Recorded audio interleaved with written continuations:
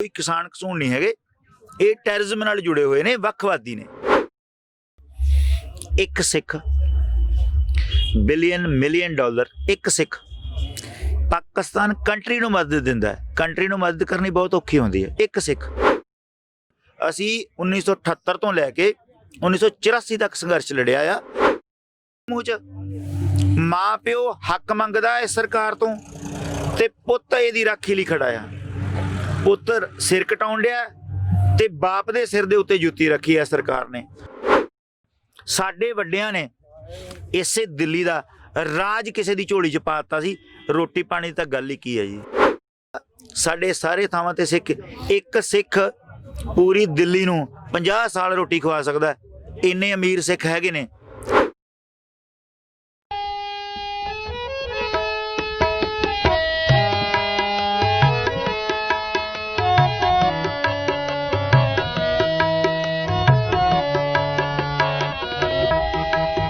ਜਦੋਂ ਛੇੜੇ ਜਾਂਦੇ ਨੇ ਜਜ਼ਬਾਤ ਤਾਂ ਇਨਕਲਾਬ ਉੱਠਦਾ ਹੈ।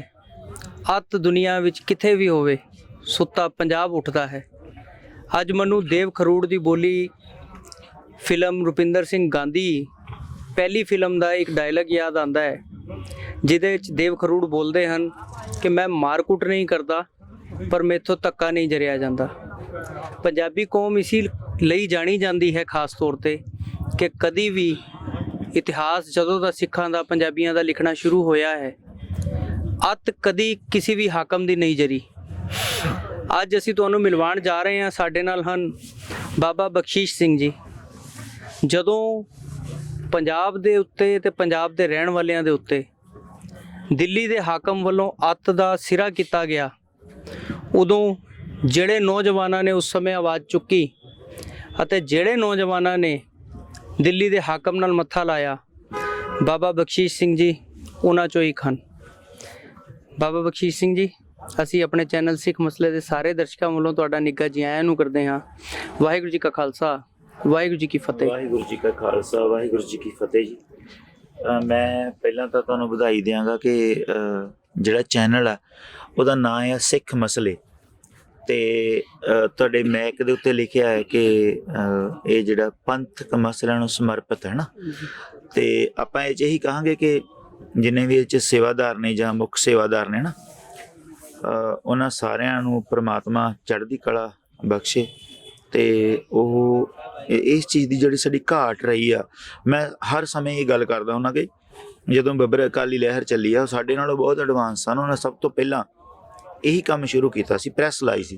इत्थों तक कि योधिया ने अपने घर घट वेच के तो प्रैस लाई, जिहदा नाम उडारू प्रैस रखिया कि इहदी इन्नी जरूरत सीगी सानू, और अज भी सानू उन्नी लोड़ आ। तो ये घाट साडी पूरी होनी चाहिए है। तो असीं उम्मीद करांगे कि परमात्मा करे कि तुसीं ये साडी घाट पूरी करो। ये बहुत औखा काम सी, क्योंकि सब तो पहला साडी खरीदो फरोख्त हुंदी है। तो उहदे विचों जिहड़ा बाजे असीं अरदास करदे हां कि सारे बचन ते सिख मसलिਆਂ ਨੂੰ ਅੱਗੇ ਲੈ ਕੇ ਆਉਣ, ਤੇ ਜਿਹੜਾ ਸਾਡਾ ਇੱਕ ਚੰਗਾ ਮੈਸੇਜ ਪੂਰੀ ਦੁਨੀਆ ਦੇ ਉੱਤੇ ਕਨਵੇ ਹੋਏ ਜਾਵੇ। ਮੇਰੀ ਅਸੀਂ ਕੋਸ਼ਿਸ਼ ਕਰਾਂਗੇ ਕਿ ਜਿਹੜਾ ਇੱਕ ਮੁੱਦਾ ਲੈ ਕੇ ਚੱਲੇ ਆ ਕਿ ਇਨਸਾਨੀਅਤ ਨੂੰ, ਜੋ ਸਿੱਖੀ ਦਾ ਪਹਿਲਾ ਸਿਧਾਂਤ ਹੈ, ਉਸ ਨੂੰ ਅੱਗੇ ਰੱਖ ਕੇ ਚੱਲੀਏ ਔਰ ਇਨਸਾਨੀਅਤ ਵਾਸਤੇ ਕੰਮ ਕਰੀਏ। ਅੱਛਾ ਬਾਬਾ ਜੀ, ਤੁਸੀਂ ਬੜੀ ਉਸ ਸਮੇਂ ਨੂੰ, ਇਤਿਹਾਸ ਨੂੰ ਬੜੇ ਕਰੀਬੋਂ ਦੇਖਿਆ ਹੈ, ਜਦੋਂ ਗਦਰੀ ਲਹਿਰਾਂ ਚੱਲੀਆਂ ਜਾਂ ਦਿੱਲੀ ਦੇ ਹਾਕਮਾਂ ਨੇ ਪੰਜਾਬ ਨਾਲ ਜਾਂ ਪੰਜਾਬੀਅਤ ਨਾਲ ਧੱਕਾ ਕਰਨ ਦੀ ਕੋਸ਼ਿਸ਼ ਕੀਤੀ। ਤੁਸੀਂ ਉਸ ਲਹਿਰ ਦਾ ਹਿੱਸਾ ਵੀ ਰਹੇ ਹੋ। ਅੱਜ ਇਹ ਜਿਹੜਾ ਅੰਦੋਲਨ ਇੱਥੇ ਚੱਲ ਰਿਹਾ ਹੈ, ਕਿਸਾਨ ਅੱਜ ਫੇਰ ਸੜਕ ਤੇ ਸਾਕੇ ਦੇ ਦਿਨਾਂ ਦੇ ਵਿੱਚ ਆ ਕੇ ਬੈਠਣ ਨੂੰ ਮਜਬੂਰ ਹੈ। ਕਿਸ ਤਰੀਕੇ ਨਾਲ ਦੇਖਦੇ ਹੋ ਤੁਸੀਂ ਆਪਣੇ ਉਸ ਇਤਿਹਾਸ ਨਾਲ ਜੋੜ ਕੇ ਕਿ ਕੀ ਉਹੀ ਇਤਿਹਾਸ ਦੁਹਰਾਇਆ ਜਾ ਰਿਹਾ ਹੈ? देखो, जे आपां उहदी प्रखेप च वेखीए तां जिहड़ियां भी जिहड़ी हुकूमत हुंदी है, कोई भी जिहड़े सरकारां दे एजेंडे ने वो 5 साल दे हुंदे ने, जिहड़े स्टेट दे एजेंडे ने वो 25-25 साल दे हुंदे ने, 30 साल दे हुंदे ने, 50 साल दे हुंदे आ। सो एजेंडा इस भारत स्टेट दा इक्को ही रहा आ कि निमाणिया निताणिया नूं लताड़ना। ते जिहड़ा सिख आ उन्ने जुर्माने नाल लड़ना आ ते निमाणे नाल खड़ना। सो एक सिर्फ पंजाबी आ ते एक सिख आ। सो असी गुरु नानक दे फलसफे चों इहनूं वेखने आ ਕਿ ਜਿਹੜੀ ਜੰਗ ਪਹਿਲਾਂ ਲੜੀ ਗਈ ਆ ਸਟੇਟ ਦੇ ਖਿਲਾਫ, ਉਹਦੇ ਵਿੱਚ ਬੜੀਆਂ ਵੱਡੀਆਂ ਸ਼ਹਾਦਤਾਂ ਹੋਈਆਂ। ਕਿਤੇ ਨਾ ਕਿਤੇ ਉਹ ਦਿੱਲੀ ਦੇ ਵਿੱਚ ਜਿਹੜੇ ਸਾਡੇ ਹਾਲਾਤ ਹੋਏ 1947 ਤੋਂ ਬਾਅਦ ਅੱਜ ਤੱਕ ਜੋ ਪੰਜਾਬ ਨੇ ਹੰਡਾਇਆ ਆ, ਉਹ ਸੀਨੇ ਬਸੀਨੇ ਪੰਜਾਬ ਦੀ ਨੌਜਵਾਨੀ ਦੇ ਵਿੱਚ ਇੱਕ ਚਿਣਗ ਸੀਗੀ, ਜਿਹੜੀ ਉਹ ਅੱਜ ਇਕੱਲੀ 3 ਕਾਨੂੰਨਾਂ ਕਰਕੇ ਇੱਥੇ ਆਪਾਂ ਨਹੀਂ ਆਏ। ਇਸ ਸੰਘਰਸ਼ ਨੂੰ ਮੈਂ ਇਸ ਨਿਗਾਹ ਨਾਲ ਵੇਖਣਾ ਕਿ ਪੰਜਾਬ ਦੇ ਨੌਜਵਾਨਾਂ ਦੇ ਦਿਲਾਂ ਦੇ ਵਿੱਚ ਜਾਂ ਪੰਜਾਬ ਦੇ ਲੋਕਾਂ ਦੇ ਮਨਾਂ ਦੇ ਵਿੱਚ ਕਿਤੇ ਨਾ ਕਿਤੇ ਬੜਾ ਵੱਡਾ ਇੱਕ ਸਟੀਮ ਜਿਹੜੀ ਆ ਉਹ ਬੰਦ ਪਈ ਸੀ, ਜਿਹਨੂੰ ਕਿਤੇ ਕੋਈ ਰਾਹ ਨਹੀਂ ਸੀ ਲੱਭਦਾ ਹੈਗਾ। ਤਾਂ ਉਹ ਇਸ ਲਾਵੇ 'ਚ ਫੁੱਟੀ ਆ ਇੱਕ ਬੜੀ ਵੱਡੀ ਸਟੀਮ ਜਿਹੜੀ ਇਕੱਠੀ ਹੋਈ ਸੀ, ਜਿਹੜਾ ਲਾਵਾ ਇਕੱਠਾ ਹੋਇਆ ਸੀ, ਚਿਣਗ ਸੀ ਛੋਟੀ ਛੋਟੀ, ਧੁਖਦੀ ਇਹ ਛੋਟਾ ਜ਼ਖਮ ਜਿਹੜਾ ਸੀ ਉਹ ਨਸੂਰ ਬਣ ਗਿਆ ਕਿਤੇ ਨਾ ਕਿਤੇ ਸਟੇਟ ਸਾਡੇ ਲਈ। ਤਾਂ ਉਹ ਇਹ 3 ਕਾਨੂੰਨਾਂ ਦੇ ਰੂਪ ਦੇ ਵਿੱਚ ਅਸੀਂ ਸਾਰੇ ਇਕੱਠੇ ਹੋਏ ਹਾਂ। ਗੁੱਸਾ ਸਾਡੇ ਮਨਾਂ 'ਚ ਹੋਰ ਵੀ ਬਹੁਤ ਜ਼ਿਆਦਾ, ਮੈਨੂੰ ਮੈਂ ਸੋਚਦਾ ਕਿ ਸਾਡੇ ਨੌਜਵਾਨਾਂ ਦੇ ਮਨਾਂ ਦੇ ਵਿੱਚ ਜਦੋਂ ਵੀ ਉਹ ਗੱਲ ਕਰਦੇ ਨੇ ਤਾਂ ਇੱਕੋ ਹੀ ਗੱਲ ਕਰਦੇ ਨੇ ਕਿ ਦਿੱਲੀ ਸਾਡੇ ਨਾਲ 84 'ਚ ਵੀ ਤੋਂ ਇਦਾਂ ਕੀਤਾ ਸੀ। ਇਹਦਾ ਮਤਲਬ ਇਹ ਆ ਕਿ ਇਹ ਗੱਲ ਬੇਸ਼ੱਕ ਇਕੱਠੀ ਹੋਈ ਆ, ਪਰ ਉਹਨਾਂ ਸ਼ਹਾਦਤਾਂ ਦੇ ਵਿੱਚੋਂ ਹੀ ਇਹ ਸਾਰਾ ਕੁਝ ਨਿਕਲ ਕੇ ਆਇਆ। ਮੈਂ ਇਹ ਦੇਖਦਾ ਕਿ ਉਸੇ ਲਹੂ ਦਾ ਜਿਹੜੇ ਲਹੂ ਡੁੱਲਿਆ ਆ, ਕਿਤੇ ਨਾ ਕਿਤੇ ਉਹਦੀ ਖੁਸ਼ਬੂ ਜਿਹੜੀ ਆ ਉਹ ਹੀ ਇੱਥੇ ਇਕੱਠੀ ਹੋ ਕੇ ਫਿਰ ਦੁਬਾਰੇ ਦਿੱਲੀ ਨਾਲ 2 ਹੱਥ ਕਰਨ ਵਾਸਤੇ ਤੇ ਆਪਣੇ ਹੱਕ ਲੈਣ ਵਾਸਤੇ ਇੱਥੇ ਆਈ ਆ। ਮੈਂ ਇਦਾਂ ਦੇਖਦਾ ਜੀ। ਅੱਛਾ ਬਾਬਾ ਜੀ, ਇੱਕ ਤੁਹਾਡੇ ਨਾਲ ਬੜਾ ਜਜ਼ਬਾਤੀ ਸਵਾਲ ਮੇਰਾ ਹੈਗਾ ਕਿ ਜਦੋਂ ਇਹ ਲਹਿਰ ਸ਼ੁਰੂ ਹੋਈ, ਅੰਦੋਲਨ ਦਿੱਲੀ ਪਹੁੰਚਿਆ, ਦਿੱਲੀ ਆ ਕੇ ਅੰਦਰ ਵੜਨ ਤੋਂ ਕਿਸਾਨਾਂ ਨੂੰ ਰੋਕ ਦਿੱਤਾ ਗਿਆ, ਸਾਰੇ ਹਨਾ ਇੱਥੇ ਇਕੱਠੇ ਹੋ ਗਏ ਜੀ, ਪੰਜਾਬੀ ਤੇ ਹਰਿਆਣਾ ਤੋਂ ਵੀ ਸਾਰੇ ਵੀਰ ਆ ਕੇ ਇੱਥੇ ਬੈਠ ਗਏ, ਮੋਰਚਾ ਲਗਾ ਕੇ, ਅੰਦੋਲਨ ਲਗਾ ਕੇ। ਇੱਥੇ ਕੁਝ ਲੋਕਾਂ ਨੇ ਦਿਖਾਇਆ ਜਾਂ ਪਲਾਂਟ ਕੀਤਾ ਗਿਆ ਸੰਤ ਜਰਨੈਲ ਸਿੰਘ ਭਿੰਡਰਾਂ ਵਾਲਿਆਂ ਦੀ ਸੰਤ ਦੀ ਫੋਟੋ ਡਿਸਪਲੇ ਕੀਤੀ, ਦਿਖਾਈ ਹੈ ਨਾ। ਉਸ ਤੋਂ ਲੈ ਕੇ ਸਰਕਾਰਾਂ ਨੇ ਜਾਂ ਸਰਕਾਰ ਦੇ ਜਿਹੜੇ ਵੀ ਨੁਮਾਇੰਦੇ ਹੈ ਜਾਂ ਸਰਕਾਰੀ IT ਸੈੱਲ ਜਿੰਨਾ ਵੀ ਹੈ, BJP ਦਾ IT ਸੈੱਲ ਹੈ, ਉਹਨਾਂ ਸਾਰਿਆਂ ਨੇ ਸਾਰੇ ਅੰਦੋਲਨ ਨੂੰ ਖਾਲਿਸਤਾਨ ਲਹਿਰ ਨਾਲ ਜੋੜ ਕੇ ਦੇਖਣਾ ਸ਼ੁਰੂ ਕਰਤਾ। ਕੀ ਤੁਸੀਂ ਵਾਕਈ ਸਮਝਦੇ ਹੋ ਕਿ ਇੱਥੇ ਆ ਕੇ ਕਿਸਾਨਾਂ ਦੇ ਬੈਠਣ ਪਿੱਛੇ ਕੋਈ ਖਾਲਿਸਤਾਨ ਨਾਲ ਤਾਲੁਕ ਹੈ? ਨਹੀਂ, ਦੇਖੋ ਜੇ ਤਾਂ ਪਹਿਲੀ ਗੱਲ ਤਾਂ ਇੱਕ ਮੈਂ ਖਾਲਿਸਤਾਨ ਦੀ ਪਰਿਭਾਸ਼ਾ ਜਿਹੜੀ ਉਹਨੂੰ ਪਹਿਲਾਂ ਤਾਂ ਮੇਰਾ ਪਹਿਲਾ ਸਵਾਲ ਇਹ ਹੈ ਕਿ ਖਾਲਿਸਤਾਨ ਹੈ ਕੀ, ਸੋਚ ਕੀ ਹੈ? ਹਾਂ ਬਿਲਕੁਲ, ਖਾਲਿਸਤਾਨ ਪਹਿਲੀ ਗੱਲ ਤਾਂ ਇਹ ਹੈ ਕਿ ਜਿਹੜੇ ਪੱਤਰਕਾਰ ਨੇ ਜਾਂ ਜਿੰਨਾ ਵੀ ਇਸ 'ਚ ਮੀਡੀਆ ਜਾਂ ਇਹਨਾਂ ਦੀ ਮਸ਼ੀਨਰੀ ਆ, ਉਹ ਇਸ ਗੱਲ ਦਾ ਮੈਨੂੰ ਜ਼ਰੂਰ ਜਵਾਬ ਦੇਣ ਕਿ ਕੀ ਜਿਹੜੀ ਭਾਰਤ ਦੀ ਉੱਚ ਅਦਾਲਤ ਆ, ਸੁਪਰੀਮ ਕੋਰਟ ਆ, ਉਹ ਸਾਨੂੰ ਅਲਾਓ ਕਰਦੀ ਆ ਫਰੀडम ਆਫ ਸਪੀਚ ਤੇ ਅਸੀਂ ਇਹ ਬੋਲ ਸਕਦੇ ਹਾਂ, ਤਾਂ ਉਹਨੇ ਸਾਨੂੰ ਇਹ ਲਿਖਤੀ ਰੂਪ ਦੇ ਵਿੱਚ ਇੱਕ ਜੱਜਮੈਂਟ ਦਿੱਤੀ ਆ ਕਿ ਅਸੀਂ ਖਾਲਿਸਤਾਨ ਦੀ ਗੱਲ ਕਰ ਸਕਦੇ ਹਾਂ।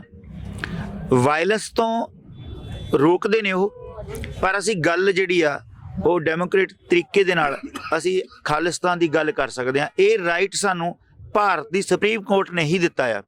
ਤਾਂ ਜੇ ਉਹ ਸਾਨੂੰ ਇਹ ਗੱਲ ਤੋਂ ਰੋਕਦੇ ਨੇ ਤੇ ਉਹ ਪਹਿਲਾਂ ਆਪਣੇ ਦੇਸ਼ ਦੀ ਸੁਪਰੀਮ ਕੋਰਟ ਨੂੰ ਹੀ ਚੈਲੰਜ ਕਰਦੇ ਨੇ। ਪਹਿਲੀ ਗੱਲ ਤਾਂ ਇਹ ਹੈ। ਦੂਜੀ ਗੱਲ, ਅੱਜ ਇੱਥੇ ਖਾਲਿਸਤਾਨ ਦਾ ਮੁੱਦਾ ਨਹੀਂ, ਮੁੱਦਾ ਹੈਗਾ ਆ ਅਸੀਂ ਵੱਖਰੇ ਮੁਲਕ ਦੀ ਡਿਮਾਂਡ ਕੀਤੀ ਆ, ਸਾਡਾ ਬੜਾ ਵੱਡਾ ਸੰਘਰਸ਼ ਲੜਿਆ ਗਿਆ, ਪਰ ਉਹਦੇ ਪਿੱਛੇ ਵੀ ਬੜੇ ਵੱਡੇ ਲੌਜਿਕ ਨੇ। ਸਾਨੂੰ ਉਸ ਗੱਲ ਤੱਕ ਲੈ ਕੇ ਆਂਦਾ ਗਿਆ।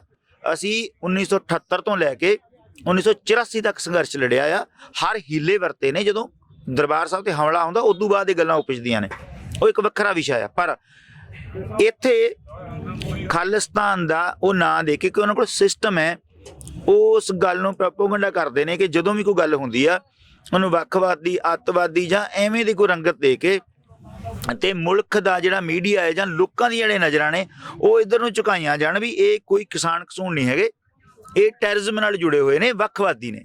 ਪਰ ਇਹ ਉਹਨਾਂ ਦਾ ਐਤਕੀ ਗਣਿਤ ਪੁੱਠਾ ਪੈ ਗਿਆ ਆ, ਕਿਉਂਕਿ ਲੋਕ ਸਮਝਦਾਰ ਨੇ, ਲੋਕ ਸਮਝ ਚੁੱਕੇ ਨੇ ਕਿ ਸਰਕਾਰ ਦੀਆਂ ਚਾਲਾਂ ਨੇ। ਇੱਥੇ ਕੋਈ ਵੀ ਬੰਦਾ ਮੇਰੇ ਖਿਆਲ 'ਚ ਅੱਜ ਦੀ ਡੇਟ 'ਚ 3 ਕਾਨੂੰਨਾਂ ਨੂੰ ਰੱਦ ਕਰਾਉਣ ਤੋਂ ਬਿਨਾਂ ਕੋਈ ਵੀ ਗੱਲ ਨਹੀਂ ਕਰਦਾ। ਪਰ ਜੇ ਉਹ ਸਾਨੂੰ ਇਹ ਕਹਿਣ ਵੀ ਅਸੀਂ ਆਪਣੀ ਪੱਗ ਤੇ ਦਾੜੀਆਂ ਤੇ ਕਿਰਪਾਨਾਂ ਕਰਕੇ ਖਾਲਿਸਤਾਨੀ ਆ, ਫਿਰ ਸਾਨੂੰ ਇਸ ਗੱਲੋਂ ਰੋਕ ਨਹੀਂ ਸਕਦੇ, ਫਿਰ ਅਸੀਂ ਖਾਲਿਸਤਾਨੀ ਹੀ ਹਾਂ। ਸਾਡੀ ਆਇਡੈਂਟੀਟੀ ਜੇ ਸਾਡੇ ਤੋਂ ਖੋਹਣ ਦੀ ਕੋਸ਼ਿਸ਼ ਕਰਨਗੇ ਫਿਰ ਇਹ ਸਾਰੇ ਜਿੰਨੇ ਵੀ ਨੇ ਪੱਗਾਂ ਦਾੜੀਆਂ ਵਾਲੇ ਇਹ ਖਾਲਿਸਤਾਨੀ ਨੇ, ਕਿਉਂਕਿ ਸਾਡੇ ਵਿੱਚੋਂ ਇਹੀ ਕੁਛ ਵਹਿੰਦੇ ਨੇ। ਸਾਨੂੰ ਉਹ 1947 ਤੋਂ ਬਾਅਦ ਕਦੀ ਉਹ ਜਰੈਮ ਪੇਸ਼ਾ ਕੌਮ, ਕਦੀ ਵੱਖਵਾਦੀ, ਕਦੀ ਅੱਤਵਾਦੀ, ਕਦੀ ਟੈਰਰਿਸਟ, ਕਦੀ ਆਤੰਕਵਾਦੀ। ਉਹਨਾਂ ਦੇ ਵੱਖ-ਵੱਖ ਭਾਸ਼ਣ ਨੇ ਇਹ, ਜਿਨ੍ਹਾਂ ਨਾਲ ਸਾਨੂੰ ਸੰਬੋਧਨ ਹੁੰਦੇ ਰਹਿੰਦੇ ਨੇ। ਤੇ ਮੈਂ ਇਹ ਗੱਲ ਕਰਨਾ ਕਿ ਸਾਡੇ ਕਿਸੇ ਵੀ ਬੰਦੇ ਨੂੰ ਇਸ ਗੱਲੋਂ ਡਰਨਾ ਨਹੀਂ ਚਾਹੀਦਾ। ਜਦੋਂ ਕੋਈ ਕਹਿ ਦਿੰਦਾ ਕਿ ਇਹ ਸੰਘਰਸ਼ ਧਰਮ ਵਾਲੇ ਪਾਸੇ ਨੂੰ ਜਾ ਰਿਹਾ, ਜੇ ਅਸੀਂ ਧਰਮੀ ਨਹੀਂ ਹੈਗੇ ਤੇ ਫਿਰ ਅਸੀਂ ਇੱਥੇ ਆਏ ਕੀ ਲੈਣਾ? ਅਸੀਂ ਧਰਮੀ ਹਾਂ ਤਾਂ ਹੀ ਹੱਕਾਂ ਲਈ ਲੜਨ ਆਏ ਹਾਂ। ਹਰ ਬੰਦਾ ਧਰਮੀ ਆ, ਚਾਹੇ ਉਹ ਹਿੰਦੂ ਧਰਮ ਹੈ, ਚਾਹੇ ਉਹ ਸਿੱਖ ਧਰਮ ਹੈ, ਚਾਹੇ ਉਹ ਮੁਸਲਮਾਨ ਧਰਮ ਹੈ, ਚਾਹੇ ਕ੍ਰਿਸਚਨ ਹੈ ਤਾਂ ਲੋਕ ਧਰਮੀ ਨੇ। ਤੁਸੀਂ ਅਧਰਮੀ ਕਿਵੇਂ ਕਹਿ ਸਕਦੇ ਹੋ? ਇਹ ਗੱਲ ਵੱਖਰੀ ਕਿ ਅੱਜ ਸਾਡੀ ਸਾਰਿਆਂ ਦੀ ਇੱਕੋ ਹੀ ਮੰਗ ਆ ਜਿਹਨੂੰ ਲੈ ਕੇ ਅਸੀਂ ਇੱਥੇ ਆਏ ਹਾਂ। ਕਿਸਾਨੀ ਮੁੱਦਾ ਆ, ਉਹ ਸਾਨੂੰ ਮੁੱਦੇ ਤੋਂ ਭਟਕਾਉਣ ਦੀ ਕੋਸ਼ਿਸ਼ ਕਰ ਰਹੇ ਆ, ਅਸਫਲ ਹੋ ਗਏ ਨੇ। ਉਹ ਅਸਫਲ ਹੋ ਚੁੱਕਿਆ ਇਹ 'ਚ, ਇਹ ਹੁਣ ਗੱਲ ਰਹੀ ਨਹੀਂ। ਵੈਸੇ ਤੁਹਾਡਾ ਸਵਾਲ ਬੜਾ ਵਧੀਆ, ਪਰ ਉਹ ਅਸਫਲ ਹੋ ਗਏ ਨੇ ਇਹ 'ਚ। ਅੱਛਾ ਬਾਬਾ ਜੀ, 4-5 ਮੀਟਿੰਗਾਂ ਹੋਈਆਂ ਕਿਸਾਨੀ ਮੁੱਦੇ ਤੇ ਅਸੀਂ ਗੱਲ ਕਰ ਰਹੇ ਹਾਂ। 4-5 ਮੀਟਿੰਗਾਂ ਹੋਈਆਂ ਕਿਸਾਨੀ ਆਗੂਆਂ ਦੀਆਂ ਸਰਕਾਰ ਦੇ ਨੁਮਾਇੰਦਿਆਂ ਨਾਲ, ਪਰ ਕੋਈ ਸਿੱਟਾ ਨਹੀਂ ਨਿਕਲਿਆ। ਆਖਰੀ ਮੀਟਿੰਗ ਵਿੱਚ ਬੜੀ ਉਮੀਦ ਸੀ 9 ਤਰੀਕ ਨੂੰ ਕਿ ਕੋਈ ਸਿੱਟਾ ਨਿਕਲੇਗਾ, ਪਰ ਉਹ ਮੀਟਿੰਗ ਤੇ ਬੇਸਿੱਟਾ ਰਹੀ, ਪਰ ਉਹਦੇ ਨਾਲ ਐਸਾ ਡੈਡਲੌਕ ਪੈਦਾ ਹੋ ਗਿਆ ਕਿ ਨਾ ਇੱਧਰ ਦੇ ਨਾ ਉੱਧਰ ਦੇ, ਹੁਣ ਤੇ ਆਰ ਜਾਂ ਪਾਰ ਦੀ ਲੜਾਈ ਹੈ। ਕੀ ਸੋਚਦੇ ਹੋ ਕਿ ਸਰਕਾਰ ਕੁਝ ਝੁਕੇਗੀ, ਝੁਕ ਕੇ ਕੁਝ ਹੱਲ ਕੱਢੇਗੀ ਇਸ ਸਾਰੀ ਸਮੱਸਿਆ ਦਾ? ਵੇਖੋ, ਮੇਰਾ ਇੱਥੇ ਬਹੁਤ ਵੱਖਰਾ ਨਜ਼ਰੀਆ ਹੋਏਗਾ ਤੁਹਾਡੇ ਚੈਨਲ ਰਾਹੀਂ। ਮੇਰੇ ਨਜ਼ਰੀਏ ਨਾਲ ਸ਼ਾਇਦ ਬਹੁਤ ਲੋਕਾਂ ਦਾ ਜਿਹੜਾ ਮੇਲ ਨਾ ਖਾਂਦੀ ਹੋਏ, ਆਪਣੀ ਆਪਣੀ ਮੱਤ ਆ, ਪਰ ਮੇਰਾ ਵੱਖਰਾ ਨਜ਼ਰੀਆ। ਮੈਂ ਚਾਹੁੰਦਾ ਕਿ ਅਸੀਂ ਜਿੱਤ ਚੁੱਕੇ ਹਾਂ, ਕਿਉਂਕਿ ਜਦੋਂ ਅਸੀਂ ਇਸ ਜੰਗ ਜਿਹੜੀ ਸਾਡੀ ਸ਼ਾਂਤਮਈ ਜੰਗ ਸੀਗੀ, ਇਸ ਜੰਗ ਏਡੀ ਵੱਡੀ ਜੰਗ ਤੇ ਏਡੇ ਵਧੀਆ ਤਰੀਕੇ ਨਾਲ ਇਹ ਜੰਗ ਲੜੀ ਜਾ ਰਹੀ ਆ, ਤਾਂ ਅਸੀਂ ਜਿੱਤ ਚੁੱਕੇ ਹਾਂ। ਇਹ ਗੱਲ ਵੱਖਰੀ ਹੈ ਕਿ ਕਾਗਜ਼ ਦੀ ਹਿੱਕ ਤੇ ਕੀ ਲਿਖਿਆ ਜਾਂਦਾ, ਇਹ ਗੱਲ ਵੱਖਰੀ ਆ ਕਿ ਕਾਗਜ਼ ਦੇ ਉੱਤੇ ਕਾਹਦੀਆਂ ਝਰੀਟਾਂ ਵੱਜਦੀਆਂ ਨੇ। ਅਸੀਂ ਜਦੋਂ ਮੈਦਾਨ 'ਚ ਆਉਂਦੇ ਹਾਂ ਨਾ, ਤਾਂ ਉੱਥੇ 10 ਬੰਦੇ ਲੜਨ ਜਾਂਦੇ ਨੇ 100 ਬੰਦੇ ਦੇ ਨਾਲ, ਤੇ 10 ਨੂੰ ਇਹ ਯਕੀਨ ਹੁੰਦਾ ਕਿ ਅਸੀਂ ਇੱਥੇ ਮਰ ਜਾਣਾ ਆ, ਇੱਥੋਂ ਅਸੀਂ ਜਿੱਤ ਕੇ ਨਹੀਂ ਜਾਂਦੇ। ਲੜਾਈ ਅਸੀਂ ਹਾਰ ਜਾਾਂਗੇ, ਪਰ ਜੇ ਅਸੀਂ ਜਿਉਂਦੇ ਵਾਪਸ ਜਾਂਦੇ ਹਾਂ ਤਾਂ ਹੀ ਸਾਡੀ ਹਾਰ ਆ। ਗੱਲ ਇਹ ਇੱਥੇ ਵੇਖਣੀ ਕਿ ਅਸੀਂ ਲੜੇ ਕਿਸ ਤਰੀਕੇ ਨਾਲ। ਸਾਡੀ ਹਿਸਟਰੀ ਇਸ ਗੱਲ 'ਚ ਆ ਕਿ ਸਾਨੂੰ ਪੰਜਾਬ ਦੀ ਹੱਦ ਤੋਂ 1 ਇੰਚ ਵੀ ਅੰਦਰ ਨਾ ਆਉਣ ਦਾ ਗੌਰਮੈਂਟ ਦਾ ਤਹਈਆ ਸੀ, ਜਿਹਨੂੰ ਅਸੀਂ ਇੱਕ ਪੂਰੀ ਸਟੇਟ ਪਾਰ ਕਰਕੇ 300 ਕਿਲੋਮੀਟਰ ਦਾ ਸਫ਼ਰ ਤੈਅ ਕਰਕੇ ਦਿੱਲੀ ਦੀ ਹਿੱਕ ਤੇ ਆ ਗਏ ਹਾਂ, ਚੜ੍ਹ ਗਏ ਆ ਕੇ। ਸਾਡੀ ਇਹ ਜਿੱਤ ਆ। ਇਹ ਗੱਲ ਵੱਖਰੀ ਆ ਕਿ ਅੱਗੇ ਫੈਸਲਾ ਕੀ ਹੁੰਦਾ। ਦੂਜੀ ਗੱਲ, ਡੈਡਲੌਕ ਕ੍ਰੀਏਟ ਨਹੀਂ ਸੀ ਹੋਣਾ ਚਾਹੀਦਾ, ਗੱਲਬਾਤ ਚੱਲਦੀ ਰਹਿਣੀ ਚਾਹੀਦੀ ਆ। ਗੱਲਬਾਤ ਕਦੀ ਵੀ ਬੰਦ ਨਹੀਂ ਹੋਣੀ ਚਾਹੀਦੀ, ਕਿਉਂਕਿ ਸ਼ਾਂਤਮਈ ਇਹ ਮਾਹੌਲ ਜਿਹੜਾ ਆ ਐਵੇਂ ਹੀ ਰਹਿਣਾ ਚਾਹੀਦਾ, ਡਿਸਿਪਲਿਨ ਐਵੇਂ ਰਹਿਣਾ ਚਾਹੀਦਾ, ਜ਼ਾਬਤੇ 'ਚ ਰਹਿਣਾ ਚਾਹੀਦਾ। ਪਰ ਕਿਸਾਨਾਂ ਨੇ ਜਿਹੜਾ ਇਹ ਡੈਡਲੌਕ ਕ੍ਰੀਏਟ ਸਰਕਾਰ ਨੇ ਕੀਤਾ ਆ, ਪਰ ਉਹ ਇਹ ਸ਼ੋਅ ਕਰ ਰਹੇ ਨੇ ਵੀ ਕਿਸਾਨਾਂ ਨੇ ਕੀਤਾ ਆ, ਵੀ ਯੈਸ ਨੋ ਕਰਕੇ ਕਿਸਾਨਾਂ ਨੇ ਗੱਲ ਖਤਮ ਕੀਤੀ ਆ। ਜਦ ਤੁਸੀਂ ਇੱਕੋ ਹੀ ਗੱਲ ਕਹਿੰਦੇ ਹੋ ਕਿ ਇਹਨੂੰ ਪੜ੍ਹੋ, ਇਹਨੂੰ ਸਮਝੋ, ਕਿ 2-3 ਮਹੀਨਿਆਂ ਤੋਂ ਲਗਾਤਾਰ ਸਾਡੇ 'ਚ ਕੋਈ ਵੀ ਇੱਦਾਂ ਦਾ ਬੰਦਾ ਨਹੀਂ ਜਿਹੜਾ ਸਮਝ ਨਹੀਂ ਸਕਿਆ। ਸਾਡੇ 'ਚ ਵਕੀਲ, ਜੱਜ, IPS, PPS, IS, IPS ਸਾਰੇ ਨੇ ਇੱਥੇ ਕਿਸਾਨਾਂ 'ਚ। ਉਹ ਸਾਰਾ ਕੁਝ ਪੜ੍ਹ ਕੇ ਆਏ ਆ, ਉਹ ਤਾਂ ਉਹਨਾਂ ਨੇ ਕਿਹਾ ਵੀ ਹੁਣ ਯੈਸ ਨੋ ਹੀ ਕਰੋ। ਤੁਸੀਂ ਤਾਂ ਸਾਡੀ ਬੇਇੱਜ਼ਤੀ ਕਰਦੇ ਹੋ, ਇਨਸਲਟ ਕਰਦੇ ਹੋ, ਕੋਈ ਪੜ੍ਹੋ। ਕਿਉਂਕਿ ਉਹਨਾਂ ਦਾ ਫਾਰਮੂਲਾ ਇੱਕੋ ਇੱਕ ਕਿ ਸੰਘਰਸ਼ ਨੂੰ ਲਮਕਾਇਆ ਜਾਏ, ਤੋੜਿਆ ਜਾਏ। ਤਾਂ ਉਹ ਜਿਹੜੀ ਹਕੂਮਤ ਆ, ਹਿੰਦ ਹਕੂਮਤ ਜਿਹੜੀ ਆ, ਉਹ ਇੱਕ ਵੱਖਰੇ ਪਾਸੇ ਨੂੰ ਵੱਧ ਰਹੀ ਆ, ਹਿੰਦੂ ਰਾਸ਼ਟਰ ਵੱਲ ਨੂੰ ਵੱਧ ਰਹੀ ਆ, ਲੋਕਾਂ ਨੂੰ ਲਤਾੜ ਰਹੀ ਆ, ਲੋਕਾਂ ਦੀਆਂ ਭਾਵਨਾਵਾਂ ਦਾ ਕਤਲ ਕਰ ਰਹੀ ਆ। 22 ਬੰਦੇ ਮੋਦੀ ਦੇ ਇਸ ਕਾਨੂੰਨ ਕਰਕੇ 22 ਬੰਦੇ ਜਿਹੜੇ ਨੇ ਇਸ ਹੱਕਾਂ ਦੀ ਭੇਟ ਚੜ੍ਹ ਚੁੱਕੇ ਨੇ, ਤੇ ਸਰਕਾਰ ਨੇ ਉਹਨਾਂ ਦੇ ਲਹੂ ਵੱਲ ਤੱਕਿਆ ਵੀ ਨਹੀਂ ਹੈਗਾ। ਉੱਤੋਂ ਸਾਨੂੰ ਹਰ ਰੋਜ਼ ਟਿੱਚਰਾਂ ਕਰਦੇ ਨੇ, ਮਜ਼ਾਕ ਕਰਦੇ ਨੇ ਕਿ ਇਹਨੂੰ ਪੜ੍ਹੋ। ਚਾਹੇ ਉਹ BJP ਦੇ ਪੰਜਾਬ ਦੇ ਲੀਡਰ ਹੋਣ, ਚਾਹੇ ਉਹ ਇੰਟਰਨੈਸ਼ਨਲ, ਚਾਹੇ ਨੈਸ਼ਨਲ, ਜਿਹੜੇ ਇਹਨਾਂ ਦੇ ਲੀਡਰ ਨੇ ਉਹ ਸਾਡੇ ਨਾਲ ਮਜ਼ਾਕ ਕਰਦੇ ਨੇ। ਇਸ ਕਰਕੇ ਸਾਡੇ ਕਿਸਾਨ ਜਿਹੜੇ ਆਗੂ ਨੇ ਉਹਨਾਂ ਨੇ ਕਿਹਾ ਯੈਸ ਜਾਂ ਨੋ 'ਚ ਹੀ ਤੁਹਾਡੇ ਨਾਲ ਗੱਲ ਕੀਤੀ ਜਾਵੇਗੀ। ਦੂਜੀ ਗੱਲ, ਮੈਂ ਪੰਧੇਰ ਸਾਹਿਬ ਦੀ ਗੱਲ ਨਾਲ ਬਹੁਤ ਜ਼ਿਆਦਾ ਸਹਿਮਤ ਹਾਂ। ਉਹਨਾਂ ਨੇ ਇਹ ਗੱਲ ਕਹੀ ਸੀ ਵੀ ਕਾਨੂੰਨ ਰੱਦ ਕਰਨ ਦਾ ਜਿਹੜੀ ਆਵਾਜ਼ ਆ ਉਹ ਮੋਦੀ ਦੇ ਮੂੰਹ 'ਚੋਂ ਨਿਕਲਣੀ ਆ। ਫਿਰ ਅਸੀਂ ਗੱਲ ਥੱਲੇ ਕਿਉਂ ਕਰੀਏ ਜਦ ਕਾਨੂੰਨ ਰੱਦ ਹੀ ਮੋਦੀ ਨੇ ਕਰਨੇ ਨੇ, ਤੇ ਫਿਰ ਗੱਲ ਵੀ ਅਸੀਂ ਮੋਦੀ ਨਾਲ ਹੀ ਕਰਾਂਗੇ। ਇਸ ਗੱਲ ਨਾਲ ਮੈਂ ਸਹਿਮਤ ਹਾਂ ਕਿ ਬਾਦਸ਼ਾਹ ਨਾਲ ਹੀ ਗੱਲ ਕਰਨੀ ਚਾਹੀਦੀ ਆ, ਵਜ਼ੀਰਾਂ ਨਾਲ ਨਹੀਂ ਕਰਨੀ ਚਾਹੀਦੀ। ਜੇ ਵਜ਼ੀਰ ਕਾਨੂੰਨ ਰੱਦ ਕਰਨ ਦਾ ਰੱਖਦੇ ਨੇ ਮਾਦਾ, ਤੇ ਫਿਰ ਉਹਨਾਂ ਨਾਲ ਗੱਲ ਕਰਨੀ ਚਾਹੀਦੀ ਹੈ। ਜਦੋਂ ਕਾਨੂੰਨ ਰੱਦ ਹੀ ਨਹੀਂ ਕਰਦੇ ਹੈਗੇ, ਜਦੋਂ ਤੁਹਾਨੂੰ ਸਮਝਾਉਣ ਆਉਂਦੇ ਨੇ, ਤਾਂ ਫਿਰ ਸਮਝਾਉਣ ਵਾਲੀ ਗੱਲ ਦੇ ਵਿੱਚੋਂ ਤਾਂ ਅਸੀਂ ਬਾਹਰ ਹੋ ਗਏ ਹਾਂ। ਇਹ ਮੈਂ ਇਸ ਗੱਲ ਨਾਲ 100% ਕਿਸਾਨਾਂ ਨਾਲ ਸਹਿਮਤ ਹਾਂ। ਇਹੀ ਗੱਲ ਕਰਨੀ ਚਾਹੀਦੀ, ਯੈਸ ਜਾਂ ਨੋ, ਕਿਉਂਕਿ ਮੈਂ ਹੁਣ ਉਹ ਸ਼ਬਦ ਨਹੀਂ ਵਰਤਾਂਗਾ। ਹਰ ਵਾਰੀ ਕੌਣ ਕਿਸੇ ਦੀ ਬਕਵਾਸ ਸੁਣੇ, 40 ਬੰਦੇ ਜਾ ਕੇ ਇੱਕੋ ਹੀ ਗੱਲ ਵੀ ਤੁਸੀਂ ਉਹਨੂੰ ਸਮਝੋ, ਤੁਸੀਂ ਉਹਨੂੰ ਸਮਝੋ। ਸਮਝ ਤੋਂ ਬਿਨਾਂ ਤੇ ਨਹੀਂ ਅਸੀਂ 4 ਲੱਖ ਬੰਦਾ ਲੈ ਕੇ ਇੱਥੇ ਆ ਗਏ। ਇਹ ਗੱਲ ਮੋਦੀ ਸਰਕਾਰ ਨੂੰ, ਮੋਦੀ ਦੇ ਕਰਿੰਦਿਆਂ ਨੂੰ, ਮੋਦੀ ਦੇ ਇਰਦ ਗਿਰਦ ਜੋ ਵੀ ਜੁੰਡਲੀ ਆ ਉਹਨਾਂ ਨੂੰ ਸਮਝ ਲੈਣੀ ਚਾਹੀਦੀ ਆ। ਲੋਕਾਂ ਦੀਆਂ ਭਾਵਨਾਵਾਂ ਦੀ ਕਦਰ ਕਰਨੀ ਚਾਹੀਦੀ ਆ। ਇਸ ਕੰਟਰੀ ਦੇ ਇਹ ਲੋਕ ਨੇ, ਇਹ ਕਿਸੇ ਪਾਕਿਸਤਾਨ, ਬੰਗਲਾਦੇਸ਼ ਜਾਂ ਨੇਪਾਲ ਦੀ ਸੰਗਤ ਨਹੀਂ ਹੈਗੀ। ਇਹ ਇਸੇ ਭਾਰਤ ਦੇਸ਼ ਦੇ ਲੋਕ ਨੇ। ਇਹਨਾਂ ਦੀ ਸਟੇਟ ਦਾ ਇੱਕ ਹਿੱਸਾ ਆ, ਉਹਦੇ ਵਿੱਚੋਂ ਲੋਕ ਆਪਣੇ ਹੱਕਾਂ ਲਈ ਆਏ ਨੇ। ਤੇ ਜਦ ਅਸੀਂ ਇਹ ਕਾਨੂੰਨ ਨਹੀਂ ਚਾਹੁੰਦੇ ਤੇ ਸਾਡੇ ਤੇ ਧੱਕੇ ਨਾਲ ਕਿਉਂ ਥੋਪੇ ਜਾ ਰਹੇ ਨੇ? ਔਰ ਉੱਤੋਂ ਸਾਡੇ 22 ਬੰਦੇ ਅੱਜ ਦੀ ਡੇਟ 'ਚ ਸਾਡੇ 22 ਬੰਦਿਆਂ ਦਾ ਖੂਨ ਡੁੱਲ ਚੁੱਕਾ ਆ। ਇਹਨਾਂ ਹੱਕਾਂ ਦੀ ਭੇਟ ਚੜ੍ਹ ਚੁੱਕੇ ਨੇ। ਇਹਦਾ ਵੀ ਹਿਸਾਬ ਕਿਤੇ ਨਾ ਕਿਤੇ ਮੋਦੀ ਨੂੰ ਦੇਣਾ ਹੀ ਪੈਣਾ। ਇਹ ਕੌਮ ਲਏਗੀ ਜ਼ਰੂਰ।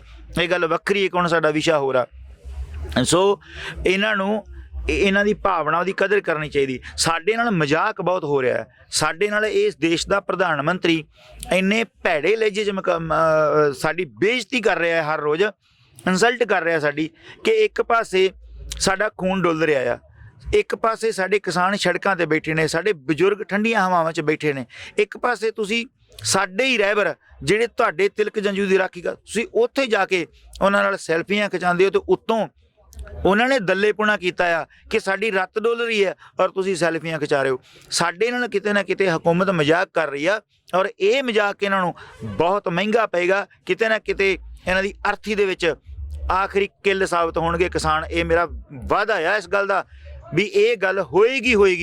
ਇਹ ਭਵਿੱਖਬਾਣੀ ਹੈ ਮੇਰੀ ਕਿ ਇਹਨਾਂ ਦੀ ਅਰਥੀ ਜਿਹੜੀ ਆ ਉਹਦੇ ਵਿੱਚ ਇਹ ਕਿਸਾਨਾਂ ਦਾ ਜਿਹੜਾ ਸੰਘਰਸ਼ ਆ ਇਹ ਆਖਰੀ ਕਿੱਲ ਹੋਊਗਾ। ਔਰ ਇਹ ਜਿਹੜੀ ਸਟੇਟ ਆ ਇਹ ਨੇਸ ਤੋਂ ਨਮੂਦਲ ਨੂੰ ਵੱਧ ਰਹੀ ਆ। ਇਹਨੂੰ ਜਿਹਨੇ ਆਪਣੇ ਆਪ ਨੂੰ ਬਚਾਉਣਾ ਹੈ ਤੇ ਕਿਸਾਨਾਂ ਨਾਲ ਇਹਨੂੰ ਗੱਲ ਕਰਨੀ ਪਏਗੀ ਤੇ ਕਾਨੂੰਨ ਰੱਦ ਕਰਨੇ ਪੈਣਗੇ, ਨਹੀਂ ਇਹ ਸਟੇਟ ਦਾ ਬਹੁਤ ਬੁਰਾ ਹਾਲ ਹੋਏਗਾ ਜੀ। ਅੱਛਾ ਬਾਬਾ ਜੀ, ਇੱਕ ਸਵਾਲ ਹੈ ਕਿ ਪੰਜਾਬ ਪ੍ਰਿਜ਼ਨਸ ਦੇ DIG ਸੀ ਜਿਵੇਂ ਲਖਮਿੰਦਰ ਸਿੰਘ, ਉਹਨਾਂ ਨੇ ਕਿਸਾਨਾਂ ਦੇ ਹੱਕ 'ਚ ਰਿਜ਼ਾਈਨ ਦੇ ਦਿੱਤਾ। ਸੰਤ ਬਾਬਾ ਰਾਮ ਸਿੰਘ ਜੀ, ਬੜੀ ਦੁਖਦਾਈ ਘਟਨਾ ਸੀਗੀ, ਉਹਨਾਂ ਨੇ ਜਿਹੜਾ ਆਪਣੀ ਕੁਰਬਾਨੀ ਦੇ ਦਿੱਤੀ ਕਿਸਾਨਾਂ ਦੇ ਹੱਕ 'ਚ ਸੁੱਤੀ ਸਰਕਾਰ ਨੂੰ ਜਗਾਉਣ ਵਾਸਤੇ। ਇੱਕ ਸਿਪਾਹੀ ਦੀ, ਜਿਹੜਾ ਸਿੱਖ ਰੈਜੀਮੈਂਟ ਦੇ ਸਿਪਾਹੀ ਦੀ ਫੋਟੋ ਬੜੀ ਵਾਇਰਲ ਹੋਈ ਸੀ ਸੰਤ ਬਾਬਾ ਰਾਮ ਸਿੰਘ ਜੀ ਵਾਲੀ ਘਟਨਾ ਤੋਂ ਪਹਿਲੇ, ਜਿਹਦੇ ਲਿਖਿਆ ਸੀ ਨਹੀਂ, ਜਿਹਦੇ 'ਚ ਫੋਟੋ 'ਚ ਉਹਨੇ ਇੱਕ ਤਖਤੀ ਬਣਾਈ ਸੀਗੀ ਫੌਜੀ ਨੇ ਤੇ ਆਪਣੇ ਮੋਟਰਸਾਈਕਲ ਅੱਗੇ ਲਗਾਈ ਸੀ ਕਿ ਮੈਂ ਕਿਸਾਨ ਦਾ ਪੁੱਤ ਹਾਂ, ਅੱਤਵਾਦੀ ਦਾ ਨਹੀਂ।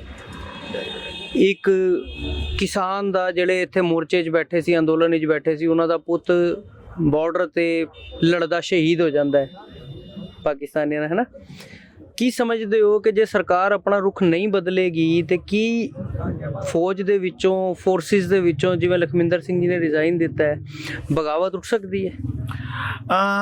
100% ਇਹ ਗੱਲ ਨੂੰ ਨਕਾਰਿਆ ਨਹੀਂ ਜਾ ਸਕਦਾ। ਲਖਵਿੰਦਰ ਸਿੰਘ ਜਾਖੜ ਉਹਨਾਂ ਨੂੰ ਮੈਂ ਪਰਸਨਲੀ ਜਾਣਦਾ। ਉਹ ਸੁਪਰਿੰਟ ਪਟਿਆਲਾ ਜੇਲ੍ਹ ਹੁੰਦੇ ਸੀਗੇ ਤੇ ਅਸੀਂ ਕੋਈ ਐਜੀਟੇਸ਼ਨ ਕੀਤੀ ਸੀ। ਮੈਂ ਉਸ ਟਾਈਮ ਨਾਭੇ ਜੇਲ੍ਹ ਵਿੱਚ ਸੀਗਾ ਤੇ ਮੇਰੀ ਉਹਨਾਂ ਦੀ 1.5 ਘੰਟਾ ਗੱਲਬਾਤ ਹੋਈ ਇਸ ਵਿਸ਼ੇ ਤੇ, ਸੰਘਰਸ਼ ਦੇ ਵਿਸ਼ੇ ਤੇ। ਉਹ ਬਹੁਤ ਹੀ ਸਿੰਸੀਅਰ ਤੇ ਇਨਕਲਾਬੀ ਬੰਦੇ ਨੇ ਤੇ ਉਹਨਾਂ ਨੂੰ ਲੱਗਾ ਵੀ ਸਾਡੇ ਲੋਕਾਂ ਨਾਲ ਬਹੁਤ ਵੱਡਾ ਧੱਕਾ ਹੋ ਰਿਹਾ ਤੇ ਮੈਂ ਇਸ ਸਟੇਟ ਦੇ ਇਸ ਜਿਹੜੀ ਤਨਖਾਹ ਆ ਉੱਤੇ ਥੁੱਕਦਾ ਨਹੀਂ ਹੈਗਾ। ਜਿਹੜੇ ਲੋਕਾਂ ਨਾਲ ਇੰਨਾ ਜ਼ਿਆਦਾ ਗਲਤ ਵਤੀਰਾ ਹੋ ਰਿਹਾ, ਮੈਂ ਉਹਨਾਂ ਦਾ ਇੱਕ ਹਿੱਸਾ ਵਾਂ, ਇਸ ਕਰਕੇ ਉਹਨੇ ਆਪਣੀ ਨੌਕਰੀ ਨੂੰ ਠੋਕਰ ਮਾਰੀ ਆ। ਉਹਦੇ ਬਦਲੇ ਕੋਈ ਕੁਝ ਕਵੇ, ਮੈਨੂੰ ਨਹੀਂ ਲੈਣਾ, ਉਹਨਾਂ ਦੀ ਨਿੱਜੀ ਜ਼ਿੰਦਗੀ ਆ, ਪਰ ਉਹ ਬੰਦੇ ਬਹੁਤ ਵਧੀਆ ਨੇ। ਇਸ ਮੌਕੇ ਤੇ ਉਹਨਾਂ ਨੇ ਜਿਹੜੀ ਗੱਲ ਕੀਤੀ ਆ ਉਹ ਬਹੁਤ ਵਧੀਆ ਕੀਤੀ ਆ। ਤਾਂ ਸੋ ਗੱਲ ਜਿਹੜੀ ਜਿੱਦਾਂ ਸਿੱਖ ਰੈਜੀਮੈਂਟ ਹੈ ਜਾਂ ਹੋਰ ਰੈਜੀਮੈਂਟਾਂ ਨੇ ਜਾਂ ਜਾਟ ਰੈਜੀਮੈਂਟ ਆ, ਜਿਹੜੇ ਜਿੰਨੇ ਵੀ, ਚਾਹੇ ਉਹ ਹਿੰਦੂ ਨੇ, ਚਾਹੇ ਸਿੱਖ ਨੇ, ਚਾਹੇ ਮੁਸਲਮਾਨ ਨੇ, ਜਿੰਨੇ ਵੀ ਨੇ ਜਿਹੜੇ ਕਿਸਾਨ ਨੇ, ਤਾਂ ਉਹਨਾਂ ਨੂੰ ਲੱਗਦਾ ਹੈ। ਹੁਣ ਤੁਸੀਂ ਵੇਖੋ ਕਿ ਇੱਥੇ 4 ਲੱਖ ਬੰਦਾ ਆਇਆ, ਹੁਣ 4 ਲੱਖ ਦੇ ਵਿੱਚੋਂ ਮੈਨੂੰ ਲੱਗਦਾ ਕਿ 4 ਲੱਖ ਚੋਂ 1 ਲੱਖ ਬੰਦਾ ਤਾਂ ਆਰਮੀ 'ਚ ਹੋਊਗਾ ਹੀ ਇਹਨਾਂ ਦਾ, ਕਿਸੇ ਦਾ ਭਾਣਜਾ, ਕਿਸੇ ਦਾ ਪੁੱਤਰ, ਕਿਸੇ ਦਾ ਕੁਝ। ਹੁਣ ਉਹਨਾਂ ਦੇ ਮਾਂ ਪਿਓ ਇੱਥੇ ਬੈਠੇ ਨੇ, ਮਾਂ ਪਿਓ ਵੀ ਮੌਤ ਦੇ ਮੂੰਹ 'ਚ, ਮਾਂ ਪਿਓ ਹੱਕ ਮੰਗਦਾ ਇਸ ਸਰਕਾਰ ਤੋਂ ਤੇ ਪੁੱਤ ਇਹਦੀ ਰਾਖੀ ਲਈ ਖੜਾ ਆ। ਪੁੱਤਰ ਸਿਰ ਕਟਾਉਣ ਡਿਆ ਤੇ ਬਾਪ ਦੇ ਸਿਰ ਦੇ ਉੱਤੇ ਜੁੱਤੀ ਰੱਖੀ ਆ ਸਰਕਾਰ ਨੇ।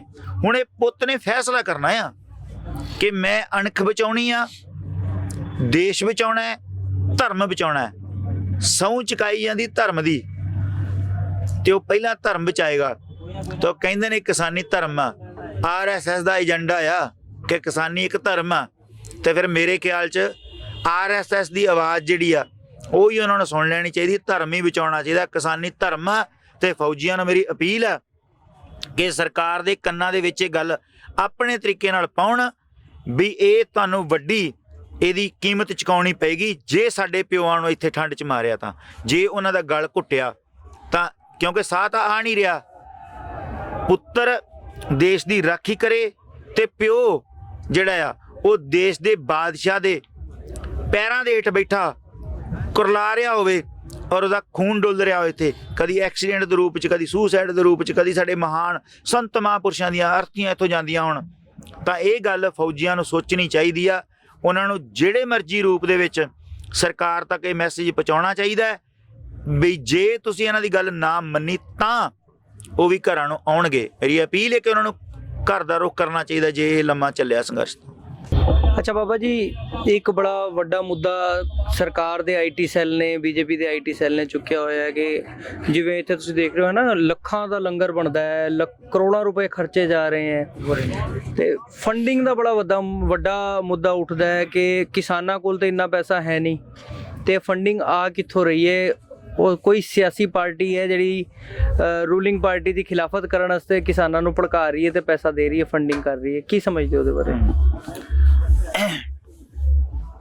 ਮੈਂ ਆਈਟੀ ਸੈੱਲ ਨੂੰ ਜਵਾਬ ਦਿਆਂ, ਸਰਕਾਰ ਨੂੰ, ਸਾਰਿਆਂ ਨੂੰ ਹੀ ਮੇਰਾ ਜਵਾਬ ਸੁਣਨਾ ਚਾਹੀਦਾ ਮੇਰੇ ਖਿਆਲ 'ਚ ਤੁਹਾਡੇ ਚੈਨਲ ਰਾਹੀਂ, ਵੀ ਫੰਡਿੰਗ ਦੀ ਗੱਲ ਇਹ ਕੀ ਸੋਚਦੇ ਨੇ ਵੀ ਇੱਥੇ ਕਿੰਨੇ ਕੁ ਕਰੋੜ ਰੁਪਈਆ ਆ ਗਿਆ ਹੋਊਗਾ। ਇੱਕ ਸਿੱਖ ਮਿਲੀਅਨ ਡਾਲਰ, ਇੱਕ ਸਿੱਖ ਪਾਕਿਸਤਾਨ ਕੰਟਰੀ ਨੂੰ ਮਦਦ ਦਿੰਦਾ ਹੈ। ਕੰਟਰੀ ਨੂੰ ਮਦਦ ਕਰਨੀ ਬਹੁਤ ਔਖੀ ਹੁੰਦੀ ਹੈ। ਇੱਕ ਸਿੱਖ ਪਾਕਿਸਤਾਨ ਦੀ ਪੂਰੀ ਕੰਟਰੀ ਨੂੰ ਮਦਦ ਦਿੰਦਾ ਹੈ ਵੀ ਕਰਤਾਰਪੁਰ ਸਾਹਿਬ ਪੂਰਾ ਗੁਰਦੁਆਰਾ ਜਿਹੜਾ ਆ, ਜਾਂ ਉਹਦੇ ਜਿੰਨੇ ਰਸਤੇ ਨੇ ਜਾਂ ਜਿੰਨੀਆਂ ਪਾਰਕਿੰਗਾਂ ਨੇ, ਉਹ ਇਕੱਲਾ ਬੰਦਾ ਬਣਾਊਗਾ। ਸਟੇਟ ਨੂੰ, ਕਿਸੇ ਕੰਟਰੀ ਨੂੰ ਇੱਕ ਸਿੱਖ ਪੈਸੇ ਦਿੰਦਾ ਕਿ ਤੁਸੀਂ ਖੜੇ ਹੋ ਇੱਥੇ। ਤਾਂ ਇਹ ਲੰਗਰ ਤੁਹਾਨੂੰ ਲੱਗਦਾ ਆ ਇਹ ਦਸਵੰਧ ਆ ਜਿਹਨੂੰ ਫੰਡਿੰਗ ਕਹਿੰਦੇ ਨੇ। ਤਾਂ ਇਹ ਜਿਹੜਾ ਆਈਟੀ ਸੈੱਲ ਆ, ਇਹਨਾਂ ਦੀ ਜ਼ਮੀਰ ਮਰੀ ਹੋਈ ਆ। ਇਹ ਜ਼ਮੀਰ ਇਹਨਾਂ ਦੀ ਮਰ ਗਈ ਆ। ਜਿੱਦਣ ਕੇਦਾਰਨਾਥ ਦੇ ਵਿੱਚ ਹੜ੍ਹ ਆਉਂਦਾ ਆ, ਉਦਣ ਤਾਂ ਸਾਡੇ SGPC ਜਾਂ ਸਾਡੇ ਮਹਾਂਪੁਰਸ਼ਾਂ ਨੂੰ ਨਹੀਂ ਇਹਨਾਂ ਨੇ ਪੁੱਛਿਆ ਵੀ ਫੰਡਿੰਗ ਕਿੱਥੋਂ ਹੁੰਦੀ ਹੈ। ਜਦ ਲੱਖਾਂ ਲੋਕਾਂ ਨੂੰ ਉੱਥੇ ਲੰਗਰ ਛਕਾਇਆ, ਉਹਨਾਂ ਨੂੰ ਘਰੋਂ ਘਰੀ ਪਹੁੰਚਾਇਆ। ਜਦ ਗੁਜਰਾਤ ਦੇ ਵਿੱਚ ਭੁਚਾਲ ਆਉਂਦਾ ਆ, ਉਦੋਂ ਬਾਬਾ ਮਾਨ ਸਿੰਘ ਭੇਵੇ ਵਾਲਿਆਂ ਨੇ 5 ਕਰੋੜ ਰੁਪਈਆ ਸਟੇਟ ਨੂੰ ਦਿੱਤਾ ਤੇ ਕੰਟੀਨਿਊ ਲੰਗਰ ਲਾਇਆ, ਬਿਸਤਰੇ, ਹਰ ਇੱਕ ਚੀਜ਼, ਦਵਾਈ ਬੂਟੀ ਦਿੱਤੀ। ਉਦੋਂ ਕਿਸੇ ਵੀ ਆਈਟੀ ਸੈੱਲ ਨੇ ਇਹ ਨਹੀਂ ਪੁੱਛਿਆ ਵੀ ਇਹ ਫੰਡਿੰਗ ਜਿਹੜੀ ਆ ਪਾਕਿਸਤਾਨ ਤੋਂ ਹੋ ਰਹੀ ਆ। ਮੇਰੇ ਖਿਆਲ 'ਚ ਇਹਨਾਂ ਨੂੰ ਸਮਝ ਲੈਣਾ ਚਾਹੀਦਾ ਸਿੱਖ ਬਹੁਤ ਅਮੀਰ ਨੇ। ਇਹ ਬਾਬੇ ਨਾਨਕ ਦੀ ਰਹਿਮਤ ਆ। ਸਾਡੇ ਸਾਰੇ ਥਾਵਾਂ ਤੇ ਸਿੱਖ, ਇੱਕ ਸਿੱਖ ਪੂਰੀ ਦਿੱਲੀ ਨੂੰ 50 ਸਾਲ ਰੋਟੀ ਖਵਾ ਸਕਦਾ, ਇੰਨੇ ਅਮੀਰ ਸਿੱਖ ਹੈਗੇ ਨੇ। ਮੈਂ ਦਿੱਲੀ 'ਚ ਲੱਖੀ ਸ਼ਾਹ ਬੰਜਾਰਾ ਹਾਲ ਇੱਕ ਸਿੱਖ ਨੇ ਬਣਵਾਇਆ, ਇੱਕ ਸਿੱਖ ਨੇ। ਰਕਾਬਗੰਜ ਗੁਰਦੁਆਰਾ, ਦਿੱਲੀ ਗੁਰਦੁਆਰੇ, ਸੀਸਗੰਜ ਗੁਰਦੁਆਰਾ, ਹੋਰ ਬੰਗਲਾ ਸਾਹਿਬ, ਕਿੰਨੇ ਗੁਰਦੁਆਰਾ ਸਾਹਿਬ ਨੇ। ਜੇ ਜਾ ਕੇ ਉੱਥੇ ਦਰਸ਼ਨ ਕਰਦੇ ਨੇ, ਉਹਨਾਂ ਨੂੰ ਪਤਾ ਹੈ ਵੀ ਉੱਥੇ ਅਰਬਾਂ ਰੁਪਈਆ ਲੱਗਾ ਹੋਇਆ। ਸਿੱਖਾਂ ਨੇ ਲਾਇਆ, ਪਾਕਿਸਤਾਨ ਦੀ ਗੌਰਮੈਂਟ ਨੇ ਨਹੀਂ ਲਾਇਆ। ਈਵਨ ਸਗੋਂ ਪਾਕਿਸਤਾਨ 'ਚ ਇੱਥੋਂ ਜਾ ਕੇ ਸਿੱਖਾਂ ਨੇ ਲਾਤਾ ਆ। ਜੇ ਕਰਦੇ ਨੇ ਤੁਹਾਨੂੰ ਫੰਡਿੰਗ ਹੁੰਦੀ ਹੈ। ਸਾਨੂੰ ਕਿਸੇ ਸਰਕਾਰ ਦੇ ਕਿਸੇ ਵੀ ਦੱਲੇ ਦੀ ਕੋਈ ਜ਼ਰੂਰਤ ਨਹੀਂ ਹੈਗੀ। ਸਿੱਖ ਜਿਉਂਦੇ ਵਸਦੇ ਰਹਿਣ, ਸਾਡੀਆਂ ਸੰਸਥਾਵਾਂ, ਗੁਰੂ ਨਾਨਕ ਸਾਹਿਬ ਦਾ ਫਲਸਫਾ ਜਿਉਂਦਾ ਰਹੇ। ਤਾਂ ਇਹ ਉੱਥੋਂ ਆ ਰਿਹਾ ਹੈ। ਹੁਣ ਬਾਬੇ ਅਮਰੀਕ ਸਿੰਘ ਹੋਣਾ ਪਟਿਆਲੇ ਵਾਲੇ ਲੰਗਰ ਲਾਇਆ, ਬਾਬੇ ਹਜੂਰ ਸਾਹਿਬ ਵਾਲੇ ਨਰਿੰਦਰ ਸਿੰਘ ਹੋਣਾ ਲੰਗਰ ਲਾਇਆ। ਕੀ ਉਹ ਬੰਗਲਾਦੇਸ਼ 'ਚੋਂ ਆਏ ਨੇ? ਜਦ ਇਹਨਾਂ ਤੇ ਭੀੜ ਬਣੇ ਉਦੋਂ ਕਹਿੰਦੇ ਨੇ ਕਿ ਸਿੱਖਾਂ ਨੂੰ ਲੰਗਰ ਲਾਉਣੇ ਚਾਹੀਦੇ ਨੇ। ਜਦ ਲੋਕਡਾਊਨ ਹੋਇਆ ਆ ਕਰੋਨਾ ਦੇ ਵਿੱਚ, ਉਦੋਂ ਸਿੱਖਾਂ ਦੀ ਮਦਦ ਦੀ ਜ਼ਰੂਰਤ ਆ। ਉਦੋਂ ਅਮਰੀਕਾ ਦੇ ਟਰੰਪ ਵਰਗਾ ਕਹਿੰਦਾ ਕਿ ਹਰ ਥਾਂ ਤੇ ਸਿੱਖ ਮੌਜੂਦ ਹੋਣਾ ਚਾਹੀਦਾ ਆ। ਇਹ ਉਹਦੇ ਨਾਲੋਂ ਸਿਆਣੇ ਤਾਂ ਨਹੀਂ ਹੈਗੇ ਜੇ ਉਹ ਸਿੱਖਾਂ ਦੇ ਲੰਗਰ ਦੀ, ਸਿੱਖਾਂ ਦੇ ਇਸ ਮਿਸ਼ਨ ਦੀ ਡਿਮਾਂਡ ਕਰਦੇ ਨੇ। ਅੱਜ ਭਾਈ ਰਵੀ ਸਿੰਘ ਹੋਣੀ ਨੇ ਦੁਨੀਆ ਦੇ ਉੱਤੇ ਜਿੱਥੇ ਵੀ ਕਿਤੇ ਮੌਤ ਵਰਗਾ ਤਾਂਡਵ ਹੁੰਦਾ ਆ, ਉੱਥੇ ਵੀ ਉਹ ਪਹੁੰਚਦੇ ਨੇ, ਲੱਖਾਂ ਕਰੋੜਾਂ ਰੁਪਈਆ ਲਾਉਂਦੇ ਨੇ। ਸਿੱਖ ਦਸਵੰਧ ਕੱਢਦਾ ਆ। ਫੰਡ ਦੀ ਚਿੰਤਾ ਨਾ ਕਰਨ। ਜੇ ਇਹਨਾਂ ਨੂੰ ਕਿਵੇਂ ਦੀ ਗੱਲ ਲੱਗਦੀ ਆ ਤਾਂ ਸਾਡੇ ਸਾਹਮਣੇ ਲਿਆ ਕੇ ਰੱਖਣ। ਅਸੀਂ ਵੀ ਇੱਥੇ ਹੀ ਬੈਠੇ ਹਾਂ, ਵੀ ਇੱਥੇ ਨੇ। ਇਹ 10 ਦਿਨ ਸਾਨੂੰ ਫੰਡਿੰਗ ਕਿੱਥੋਂ ਹੁੰਦੀ ਹੈ ਦੱਸਣ। ਕਹਿਣ ਨਾਲ ਕੁਝ ਨਹੀਂ ਹੋਣਾ। ਸਾਨੂੰ ਦਸਵੰਧ ਆਉਂਦਾ ਆ ਤੇ ਇਹ ਆਉਂਦਾ ਹੀ ਰਹਿਣਾ। ਇਹ ਸਾਡਾ ਸਿਧਾਂਤ ਆ, ਇਹਨੂੰ ਕੋਈ ਡੱਕ ਨਹੀਂ ਸਕਦਾ। ਦੂਜੀ ਗੱਲ, ਇਹ ਲਿਖਤੀ ਰੂਪ 'ਚ ਦੇਣ ਵੀ ਅਸੀਂ ਭੁੱਖੇ ਮਰ ਗਏ ਹਾਂ ਤਾਂ ਸਿੱਖ ਸਾਨੂੰ 10 ਸਾਲ, 50 ਸਾਲ, 30 ਸਾਲ ਦਿੱਲੀ ਨੂੰ ਲੰਗਰ ਛਕਾਉਣ। ਤੇ ਮੇਰਾ ਵਾਅਦਾ ਇਕੱਲੇ ਦਾ, ਸਿੱਖ ਇਹਨਾਂ ਨੂੰ ਲੰਗਰ ਛਕਾਉਣਗੇ ਫ੍ਰੀ ਆਫ ਕਾਸਟ। ਕੱਪੜੇ ਤੋਂ ਲੈ ਕੇ ਜੁੱਤੀਆਂ ਤੱਕ, ਬੁਰਸ਼, ਸ਼ੈਂਪੂ, ਸਭ ਕੁਝ ਦੇਣਗੇ। ਪਰ ਆ ਕੇ ਖਾਲਸੇ ਦੀ ਸ਼ਰਨ 'ਚ ਆ ਕੇ ਕਹਿਣ ਵੀ ਸਾਨੂੰ ਇਸ ਚੀਜ਼ ਦੀ ਜ਼ਰੂਰਤ ਆ, ਤਾਂ ਇਹ ਝੋਲੀਆਂ ਭਰ ਦੇਣਗੇ। ਸਾਡੇ ਵੱਡਿਆਂ ਨੇ ਇਸੇ ਦਿੱਲੀ ਦਾ ਰਾਜ ਕਿਸੇ ਦੀ ਝੋਲੀ 'ਚ ਪਾ ਦਿੱਤਾ ਸੀ, ਰੋਟੀ ਪਾਣੀ ਦੀ ਤਾਂ ਗੱਲ ਹੀ ਕੀ ਹੈ ਜੀ। ਅੱਛਾ ਬਾਬਾ ਜੀ, ਹੁਣ ਬੜਾ ਅਹਿਮ ਸਵਾਲ ਜਿਹੜਾ ਅੱਜ ਬੜਾ ਜ਼ਰੂਰੀ ਹੈ ਇੱਥੇ ਕਰਨਾ। ਲੱਖਾਂ ਲੋਕ ਜਿਹੜੇ ਇੱਥੇ ਬੈਠੇ ਹੈ, ਜਿਨ੍ਹਾਂ 'ਚ ਜ਼ਿਆਦਾ ਨੌਜਵਾਨ ਵੀ ਹੈ ਤੇ ਕੁਝ ਜ਼ਿਆਦਾ ਜਿਹੜੇ ਹੈ ਉਹ 60 ਤੋਂ 90 ਸਾਲ ਦੀ ਉਮਰ ਦੇ ਵੀ ਹੈ ਜੀ। ਪਰ ਕਈ ਐਸੇ ਹੈ ਵਿੱਚੋਂ 50% ਮੈਂ ਸਮਝਦਾ, ਅਗਰ ਮੈਂ ਗਲਤ ਨਹੀਂ ਹਾਂ, ਤੇ ਜਿਹੜੇ ਕਿਸਾਨੀ ਨਾਲ ਤਾਲੁਕਾਤ ਨਹੀਂ ਰੱਖਦੇ ਜੀ ਪਰ ਇੱਥੇ ਪਹੁੰਚੇ ਹੈ। ਕੀ ਸਮਝਦੇ ਹੋ ਉਹਨਾਂ ਦੇ ਜ਼ਮੀਰਾਂ ਨੇ ਕੀ ਆਵਾਜ਼ ਲਗਾਈ ਹੈ ਕਿ ਕਿਉਂ ਇੱਥੇ ਆਣਾ? ਜਦ ਉਹਨਾਂ ਦਾ ਕੋਈ ਮੁੱਦਾ ਨਹੀਂ, ਕਿਸਾਨੀ ਨਾਲ ਲੈਣਾ ਦੇਣਾ ਨਹੀਂ, ਤੇ ਉਹਨਾਂ ਨੂੰ ਇੱਥੇ ਆਉਣ ਦੀ ਕੀ ਨੌਬਤ ਆਈ? ਪਹਿਲੀ ਗੱਲ ਤਾਂ ਇਹ ਹੈ ਵੀ ਜਿਹੜਾ ਕਿਸਾਨ ਆ, ਜੋ ਵੀ ਚੀਜ਼ ਵੇਖੋ, ਜਿਹੜੇ ਬੰਦੇ ਨੂੰ, ਜਿਹੜੀ ਇਨਸਾਨ ਆ, ਜੇ ਉਹਨੂੰ ਢਿੱਡ ਲੱਗਾ ਹੈ ਤੇ ਉਹਨੂੰ ਕਿਸਾਨ ਦੀ ਜ਼ਰੂਰਤ ਆ। ਉਹਦੇ ਕੋਲ ਪੈਲੀ ਹੈ ਜਾਂ ਨਾ ਹੈ ਇਹਦਾ ਕੋਈ ਮਤਲਬ ਨਹੀਂ ਹੈਗਾ। ਇਹ ਲੋਕਾਂ ਨੇ ਲਿਖ ਕੇ ਟਰਾਲੀਆਂ ਤੇ ਟਰੈਕਟਰਾਂ ਤੇ ਲਾਇਆ, ਨੋ ਫਾਰਮਰ ਨੋ ਫੂਡ। ਜਦ ਕਿਸਾਨ ਹੀ ਰਹੇਗਾ ਤੇ ਫੂਡ ਰਹਿਣਾ ਨਹੀਂ ਹੈਗਾ। ਇਸ ਕਰਕੇ ਇੱਥੇ ਬਹੁਤ ਲੋਕਾਂ ਨੇ ਆਪਣੀ ਜ਼ਮੀਰ ਦੀ ਆਵਾਜ਼ ਸੁਣੀ ਆ। ਉਹਨਾਂ ਨੇ ਸਰਕਾਰ ਦੀ, IT ਸੈੱਲ ਦੀ, ਆਪਣੀ ਕੌਮ ਦੀ, ਧਰਮ ਦੀ ਗੱਲ ਨਹੀਂ ਸੁਣੀ। ਉਹਨਾਂ ਨੇ ਜ਼ਮੀਰ ਦੀ ਆਵਾਜ਼ ਸੁਣੀ ਹੈ ਵੀ ਸਾਨੂੰ ਅੱਜ ਦੇਸ਼ ਦੇ ਅੰਨਦਾਤੇ ਨਾਲ ਖੜਨਾ ਚਾਹੀਦਾ ਹੈ। ਤੇ ਮੈਂ ਉਹਨਾਂ ਦਾ ਧੰਨਵਾਦ ਕਰਦਾ, ਉਹਨਾਂ ਦੇ ਸਲੂਟ ਆ ਉਹਨਾਂ ਨੂੰ ਕਿ ਜਿਹੜੇ ਬਿਨਾਂ ਪੈਲੀ ਤੋਂ, ਬਿਨਾਂ ਉਹਨਾਂ ਇੱਕ ਮਰਲਾ ਵੀ ਪੈਲੀ ਨਹੀਂ ਹੈਗੀ, ਉਹ ਵੀ ਸਾਡੇ ਨਾਲ ਆ ਕੇ ਖੜੇ ਨੇ। ਅਸੀਂ ਉਹਨਾਂ ਦਾ ਧੰਨਵਾਦ ਕਰਦੇ ਹਾਂ ਤੇ ਉਹਨਾਂ ਨੇ ਆਪਣੀ ਜ਼ਮੀਰ ਦੀ ਆਵਾਜ਼ ਸੁਣੀ, ਅਣਖ ਦਾ ਸਬੂਤ ਦਿੱਤਾ ਜੀ। ਵਜ੍ਹਾ ਕੀ ਸਮਝਦੇ ਹੋ, ਕਲਾਕਾਰਾਂ ਦਾ ਜੁੜਨਾ ਜਾਂ ਸਿਰਫ ਜ਼ਮੀਰ ਦੀ ਆਵਾਜ਼? ਕਿਉਂਕਿ ਕਈ ਲੋਕ ਕਹਿੰਦੇ ਹੈ ਕਿ ਕਲਾਕਾਰ ਹੈ ਤੇ ਉਹਨਾਂ ਨਾਲ ਫੋਟੋਆਂ ਖਿਚਵਾਉਣ, ਸੈਲਫੀਆਂ ਖਿਚਵਾਉਣ ਯੂਥ ਖਿੱਚਿਆ ਜਾਂਦਾ ਹੈ। ਨਹੀਂ, ਜੇ ਇਹੀ ਗੱਲ ਹੁੰਦੀ ਤੇ ਕਲਾਕਾਰ ਪਹਿਲਾਂ ਵੀ ਪੰਜਾਬ 'ਚ ਬਹੁਤ ਆਉਂਦੇ ਨੇ ਤੇ ਸਾਡਾ ਯੂਥ ਕਦੀ ਉੱਥੇ ਸਪੈਸ਼ਲ ਫੋਟੋਆਂ ਖਿਚਾਉਣ ਨਹੀਂ ਗਿਆ ਹੈਗਾ। ਇਹ ਗੱਲ ਤਾਂ ਹਾਂ, ਇਹ ਜ਼ਰੂਰ ਹੈ ਕਿ ਦੇਖੋ, ਜਿਹੜਾ ਬੰਦਾ ਇੱਕ ਸੈਲੀਬ੍ਰਿਟੀ ਆ ਜਾਂ ਲੋਕ ਉਹਨੂੰ ਪਿਆਰ ਕਰਦੇ ਨੇ, ਤੇ ਜਦੋਂ ਨੌਜਵਾਨਾਂ ਦੇ ਸਾਹਮਣੇ ਆਏਗਾ ਤਾਂ ਉਹ ਸੈਲਫੀਆਂ ਖਿਚਾਉਣਗੇ, ਇਹ 'ਚ ਕੋਈ ਦੋ ਰਾਵਾਂ ਨਹੀਂ ਹੈਗੀਆਂ। ਪਰ ਇਹ ਨਹੀਂ ਗੱਲ ਵੀ ਉਹ ਸੈਲਫੀਆਂ ਖਿਚਾਉਣੀ ਆਏ ਨੇ, ਨਾ, ਇਹ ਗੱਲ ਬਿਲਕੁਲ ਨਹੀਂ ਹੈਗੀ। ਜਿਹੜੇ ਮੈਂ ਪਹਿਲਾਂ ਵੀ ਗੱਲ ਕੀਤੀ ਹੈ ਕਿ ਜਿਹੜੇ ਸਾਡੇ ਕਲਾਕਾਰ ਨੇ, ਨੌਜਵਾਨ ਨੇ ਪੰਜਾਬ 'ਚ, ਉਹ ਜ਼ਿਆਦਾਤਰ ਕਿਸਾਨੀ ਨੂੰ ਬਿਲੋਂਗ ਕਰਦੇ ਨੇ ਜੀ। ਜ਼ਿਆਦਾ 99% ਜਿਹੜੇ ਨੇ, 1% ਜਿਹੜੇ ਉਹ ਕਿਸਾਨੀ ਤੋਂ ਬਾਹਰ ਨੇ, ਬਾਕੀ ਸਾਰੇ ਕਿਸਾਨਾਂ ਦੇ ਮੁੰਡੇ ਨੇ। ਤਾਂ ਇਸ ਕਰਕੇ ਉਹਨਾਂ ਦੀ ਵੀ ਜ਼ਮੀਰ ਆ ਵੀ ਐਡਾ ਵੱਡੇ ਜਿਹੜੀ ਲੜਾਈ ਲੜੀ ਜਾ ਰਹੀ ਆ, ਇੱਥੇ ਹਰ ਬੰਦੇ ਨੇ ਜ਼ਮੀਰ ਦੀ ਆਵਾਜ਼ ਸੁਣੀ ਆ। ਕਲਮਾਂ ਵਾਲਿਆਂ ਨੇ, ਗਾਉਣ ਵਾਲਿਆਂ ਨੇ, ਪੱਤਰਕਾਰਾਂ ਨੇ, ਹਰ ਇੱਕ ਬੰਦੇ ਨੇ ਆਪਣੀ ਜ਼ਮੀਰ ਦੀ ਆਵਾਜ਼ ਸੁਣ ਕੇ ਇਸ ਸੰਘਰਸ਼ ਹਾਜ਼ਰੀ ਲਵਾਈ ਆ। ਇਹ ਗੱਲ ਬਿਲਕੁਲ ਹੀ ਝੂਠ ਹੈ ਕਿ ਸੈਲਫੀਆਂ ਜਾਂ ਇਹ ਬੋਲੇ, ਇਹ ਤਾਂ ਨਿਰਮੂਲ ਗੱਲਾਂ ਨੇ ਜੀ, ਬਿਲਕੁਲ। ਅੱਛਾ ਬਾਬਾ ਜੀ, ਇੱਕ ਆਖਰੀ ਸਵਾਲ ਕਿ 300 ਸਾਲ ਪਿਛਲਾ ਇਤਿਹਾਸ, ਸਾਕੇ ਦੇ ਦਿਨ, ਛੋਟੇ ਸਾਹਿਬਜ਼ਾਦੇ ਤੇ ਨਾਲ ਮਾਤਾ ਜੀ, ਮਾਤਾ ਗੁਜਰੀ ਜੀ ਠੰਡੇ ਬੁਰਜ ਤੇ, ਅੱਜ ਉਸੇ ਤਰ੍ਹਾਂ ਬਜ਼ੁਰਗ ਕਿਸਾਨ ਤੇ ਛੋਟੇ ਬੱਚੇ ਜਿਹੜੇ ਪਿੰਡਾਂ ਤੋਂ ਆਏ ਆ, ਸੜਕਾਂ ਤੇ ਭਰਪੂਰ ਸਰਦੀ ਦੇ ਵਿੱਚ GT ਰੋਡ, ਜਿੱਥੇ ਇਸ ਮੌਸਮ ਵਿੱਚ ਖੜੇ ਹੋਣਾ ਵੀ ਇੱਕ ਸ਼ਖਸ ਨੂੰ ਭਾਰਾ ਪੈ ਸਕਦਾ ਹੈ, ਤਬੀਅਤ ਖਰਾਬ ਕਰ ਸਕਦਾ ਹੈ। ਬੇਫਿਕਰੇ ਹੋ ਕੇ ਸੜਕਾਂ ਤੇ ਕਿਸਾਨ ਸੁੱਤੇ ਹੈ ਕਿ ਅਸੀਂ ਆਪਣੀ ਜ਼ਿੱਦ ਤੇ ਹਾਂ, ਅਸੀਂ ਅੰਦੋਲਨ ਤੇ ਹਾਂ, ਅਸੀਂ ਆਪਣੀ ਜਿੱਤ ਕਰਕੇ ਪੂਰਾ ਮੰਗ ਮਨਾ ਕੇ ਮੁੜਨਾ ਹੈ।